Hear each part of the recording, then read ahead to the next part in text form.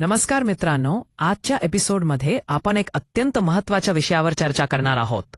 विवाहांमधील संवाद आणि त्यातील शांतता. होय, हे एक दिलचस्प आणि संवेदनशील विषय आहे. अनेक वेळा आपण पाहतो की एका बायकोच्या बोलण्यात अचानक थांबणे हे एक संकेत असू शकते. तुम्हाला असं वाटतं का?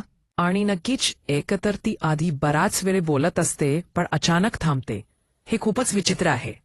तिला काय त्रास होत आहे हे तिने स्पष्टपणे सांगितले असते, पण ती कशात तरी अडचणीत आहे. तिच्या विचारण्या देखील वेगवेगळ्या प्रकारे असतात.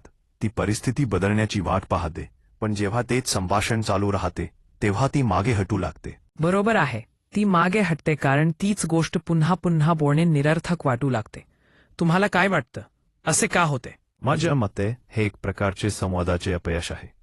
त्यानंतर काही काळानंतर शांत राहणे बोलण्यापेक्षा जास्त सोपे वाटते. अनेक विवाहांमध्ये अशा प्रकारे अंतर निर्माण होते, जिथे शब्द ऐकले जातात पण कृतीत आणले जात नाहीत. हे खूपच दुर्दैवी आहे. आणि जेव्हा शांतता दिसून येते तेव्हा बहुतेक लोकांना ते खूप उशिरा लक्षात येते, जेव्हा नुकसान आधीच झालेले असते. खरंच आजच्या चर्चेचा मुख्य मुद्दा म्हणजे संवादाचे महत्त्व आणि त्याच्या अभावामुळे होणारे नुकसान.